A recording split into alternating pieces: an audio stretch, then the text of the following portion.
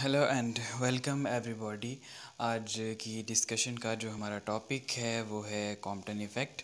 Compton effect जो है ये basically it is a process of the interaction of radiation with the matter. इससे पहले हमने जो आगाज़ में एक टॉपिक पढ़ा है that was about also about the radiation interaction of the radiation with the matter.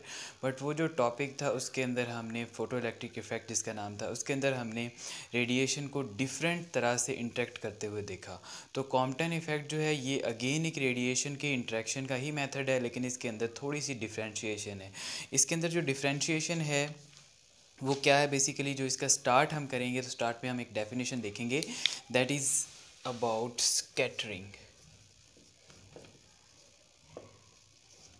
Scattering जो है ये एक ऐसा लफ्ज़ है जिसका मतलब आप इंग्लिश डिक्शनरी से देखेंगे तो आपको मिलेगा कि the meaning of scattering is the spreading of things over some surface area. It is the process of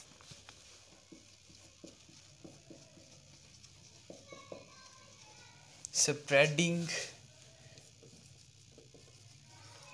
things over some area। आप किसी भी चीज़ को अगर स्प्रिंकल आउट कर देते हैं, स्प्रेड आउट कर देते हैं किसी भी सरफेस के ऊपर, तो इसको हम स्कैटरिंग कहते हैं। हमने बेसिकली स्कैटरिंग क्यों पढ़ा या क्यों जानने की कोशिश की है, चूँकि हमारे पास इसके बाद इलेक्ट्रोमैग्नेटिक स्कैटरिंग आएगा। और इलेक्ट्रोमैग्नेटिक स्कैटरिंग जो है ये क्या चीज़ है, ये बेसिकली इलेक्ट्रोमैग्नेटिक वेव्स की स्कैटरिंग है।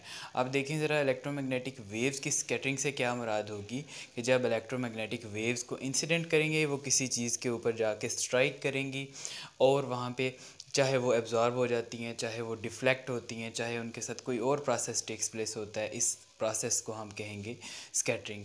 लेकिन इसकी जो जनरल सिंपलेस्ट फॉर्म होगी डेफिनेशन की, वो किस तरह से हम डिफ़ाइन करेंगे, the scattering of electromagnetic radiation is defined as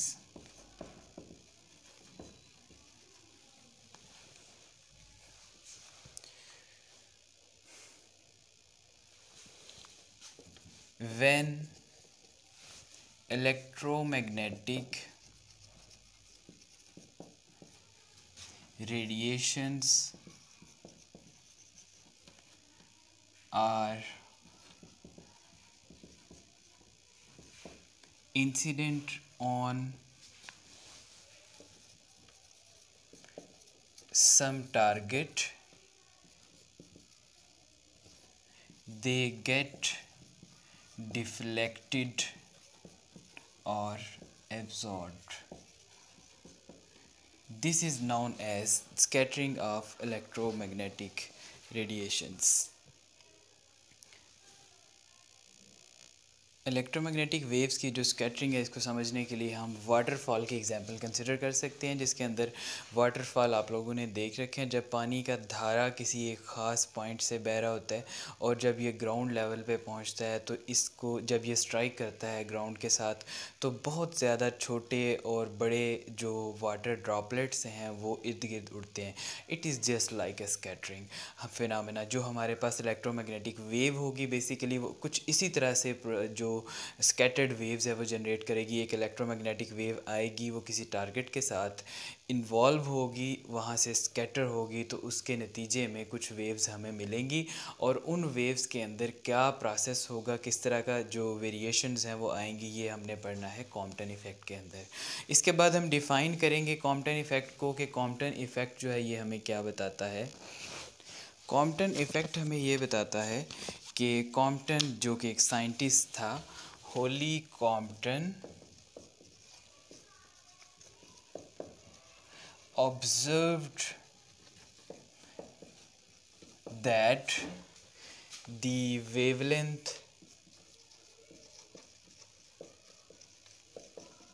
of scattered beam of X rays is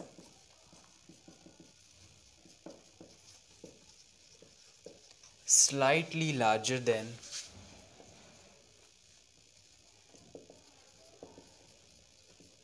incident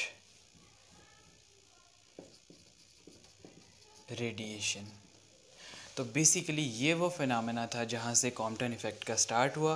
Compton effect जो है it was observed by scientist, जिसको हमने उसके कुछ ईयर्स डिस्कवरी के बाद उसी नाम से इसको हमने डिनोट भी किया। Holi Compton was the name of the scientist. इसने ये ऑब्ज़र्व किया कि जब हम एक्स रेज़ की एक बीम को जस्ट लाइक दिस, एक हमारे पास टारगेट है, इस टारगेट के ऊपर जब एक्स रेज़ की बीम को फॉल करवाते हैं, जिसको हम नाम देते हैं इंसिडेंट बीम, तो इसके नतीजे में क्या होगा, हमारे पास एक इसी तरह की वेव जो है वो एमिट करेगी। अब ये जो इंसिडेंट बीम है इसकी वेवलेंथ अगर लैम्डा के बराबर है, तो ये जो स्कैटर्ड वेव होगी इसकी वेवलेंथ जो होगी स्कैटर्ड बीम की वेवलेंथ चेंज हो जाएगी। तो lambda prime will be the new wavelength of the scattered beam. ये जो इफ़ेक्ट है ये सिंपलेस्ट फॉर्म है इसकी जो ब्लॉक डायग्राम है उसका, और इससे हम समझ सकते हैं कि इंसिडेंट बीम जो है ये बेसिकली लैम्डा वेवलेंथ के साथ है, और स्कैटर्ड बीम जहाँ पे भी लफ्ज़ आएगा इंसिडेंट का, आप लोगों को क्लियर होना चाहिए कि इंसिडेंट का मतलब ये होगा जो हमने रेडिएशन फॉल करवाई है, ये जो टारगेट है ये कोई कार्बन या ग्रेफाइट इस तरह का कोई टारगेट हो सकता है। जब इसके ऊपर ये स्ट्राइक करेगी तो उसके नतीजे में रेडिएशन एमिट होगी, स्कैटर्ड बीम जो है वो एमिट होगी, और इस स्कैटर्ड बीम की जो वेवलेंथ होगी वो इससे बड़ी होगी। तो ये जो चेंज आ रहा था इसने हमें ये एक नया इफ़ेक्ट इंट्रोड्यूस करवाया। इससे पहले हमने फ़ोटो इलेक्ट्रिक इफ़ेक्ट पढ़ा था। फ़ोटो इलेक्ट्रिक इफ़ेक्ट के अंदर हमने ये स्टडी किया था कि जितनी वेवलेंथ होती है, जो इंसिडेंट बीम होती है, वो सारी की सारी एब्जॉर्ब हो जाती है, और तब photo electric effect, photo electron जो है वो come out of the surface. अगर वो एब्जॉर्ब नहीं होती तो इसका मतलब है वो वैसे ही रहेगी, इसके अंदर कोई चेंज नहीं आएगा। लेकिन कॉम्पटन ने एक नया ये प्रोसेस जो है वो डिस्कवर कर लिया कि ऐसा भी पॉसिबल है कि जब रेडिएशन एब्जॉर्ब ना हो लेकिन उसकी वेवलेंथ जो है वो कुछ हद तक कम हो जाए। अब इसकी जो एक्सप्लेनेशन थी ये वेवलेंथ डिक्रीज़ होने वाली, अगेन वेव थ्योरी के पास इसकी कोई एक्सप्लेनेशन नहीं थी, लिहाजा इसको भी हमने फोटोन यानी पार्टिकल थ्योरी की मदद से ही स्टडी किया, और आगे का इसका जितना प्रोसेस होगा इंक्लूडिंग द मैथमेटिक्स वो हम फोटोन थ्योरी की मदद से क्वांटाइजेशन ऑफ इलेक्ट्रोमैग्नेटिक वेव्स की मदद से समझने की कोशिश जो है वो करेंगे। So this was the simplest apparatus we can say for the measurement। और इसके लिए जो हमारे पास डिटेक्शन होगी वो किस तरह से होगी, जब हम इसको फॉर द मेजरमेंट यूज़ करेंगे। Okay, so this is the operators for the measurement, और इसके लिए हमने यहाँ पे सिर्फ एक एडिशन किया। वो एडिशन क्या है, यहाँ से हम देख सकते हैं कि ये जो हमारे पास एक डिटेक्टर नुमा कोई डिवाइस है जो कि इस आने वाली वेवलेंथ को डिटेक्ट करेगी और इसकी वेवलेंथ मेजर करेगी, और इसको हमने हॉरिजॉन्टल के साथ जो एंगल बना रहा है इसको हमने कहा this is the scattering angle. अब इस डिटेक्टर को जब हम मूव करते हैं एट डिफरेंट पोजीशंस, तो with this change in this angle ये जो लैम्डा प्राइम होगा इसकी वैल्यू भी चेंज होती जाएगी। सो ऑपरेटर्स को थोड़ा सा हम डिफ़ाइन कर लेते हैं कि ऑपरेटर्स इसके लिए जो हमने यूज़ किया है वो क्या है। ऑपरेटर्स के अंदर हमने simple detecting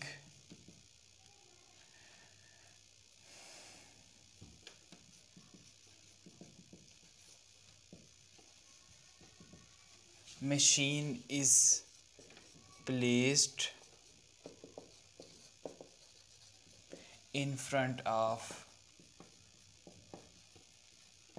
scattered wave, and it is observed that the variation it is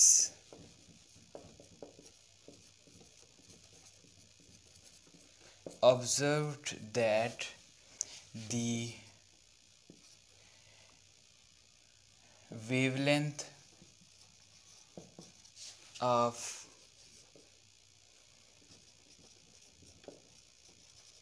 scattered beam depends upon the scattering angle phi. अब हम इन क्वांटिटीज़ को जो हमने यहाँ पे लिखी हैं इनको इसके साथ ही डिफ़ाइन भी कर देते हैं। तो सबसे पहले हमारे पास थी lambda, that lambda was the wavelength of incident beam. उसके बाद हमारे पास है लैम्डा प्राइम, और लैम्डा प्राइम यहाँ पे क्या होगा, the wavelength of lambda prime is the wavelength of scattered beam। Okay, then इसके बाद हमारे पास जो T is the target material,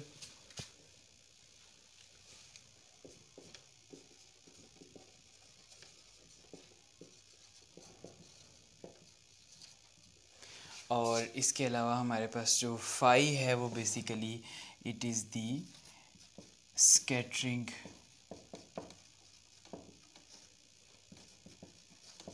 angle. तो ये वो क्वांटिटीज़ हैं जो हमने इस अपरेटस को और मेजरमेंट के लिए यूज़ करने के लिए हमने डिफ़ाइन किए हैं। इसके बाद हम इसकी एक्सपेरिमेंटल इसके जो रिज़ल्ट्स हैं उसको एक दफ़ा देखेंगे, और उनको एक स्टडी के बाद फिर हम इसकी जो मैथमेटिकल फार्मूलेशन है उसकी तरफ मूव करेंगे। ओके, इससे पहले हम एक क्वांटिटी यहाँ पे मज़ीद डिफ़ाइन करेंगे जो कि हमारे पास बेसिकली इस सारे मामले का ओरिजिन और सेंटर है। वो ये है कि ये जो इंसिडेंट और स्कैटर्ड वेवलेंथ है इनके दरमियान जब हम डिफरेंस फाइंड आउट करेंगे लैम्डा माइनस लैम्डा प्राइम, तो ये बराबर होगा डेल्टा लैम्डा के, और इसको हम कहेंगे दी कॉम्पटन शिफ्ट। और कॉम्पटन शिफ्ट को किस तरह से डिफ़ाइन करेंगे, the difference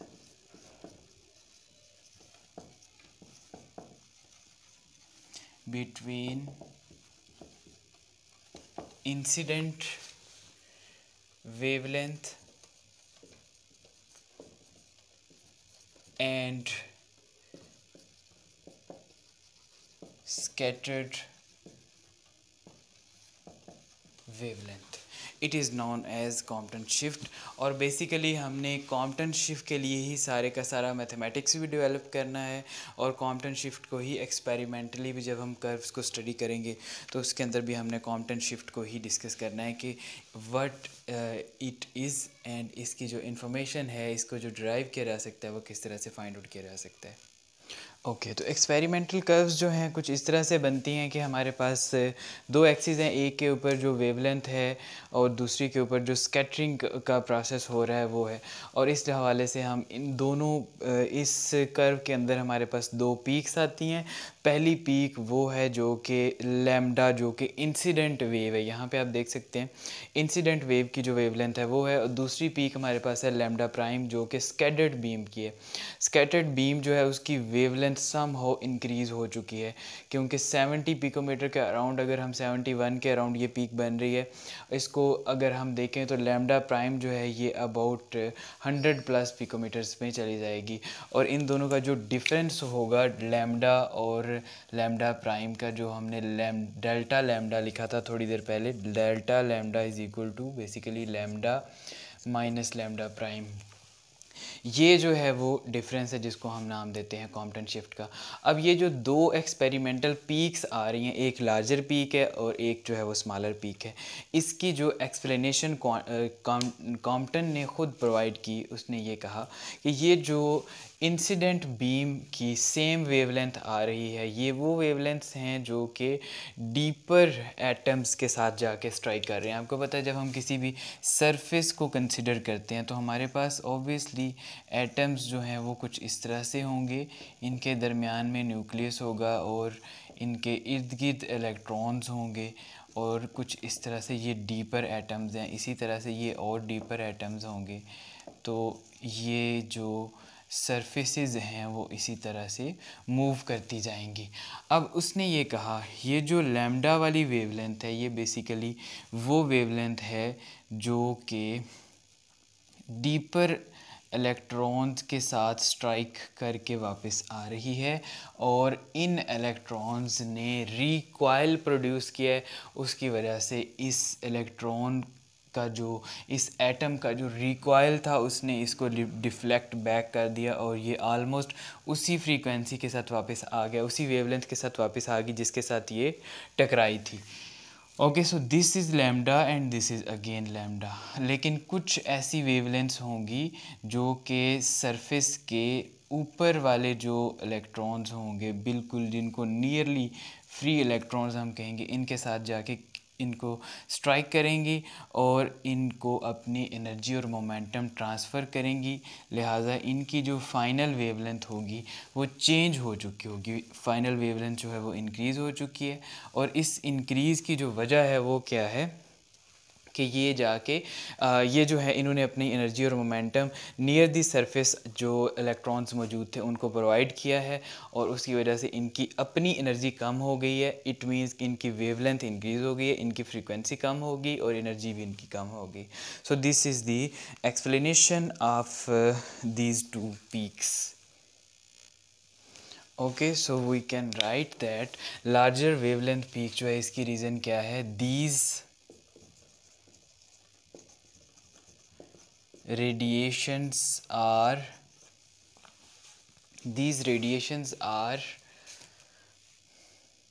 scattered by loosely bound surface electrons. They transferred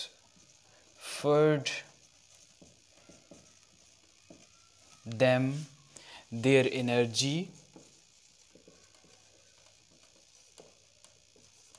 और इसकी वजह से इनकी जो वेवलेंथ है वो कम हो जाती है। वेवलेंथ जो है वो लार्जर हो जाती है, एनर्जी कम होगी तो वेवलेंथ लार्ज हो जाएगी। स्मॉलर वेवलेंथ पीक किस तरह से जनरेट होगी, these radiations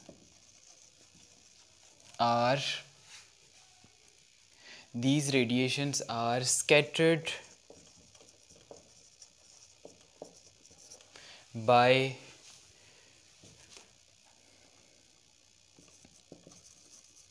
highly bound deep electrons that are deeper into the surface।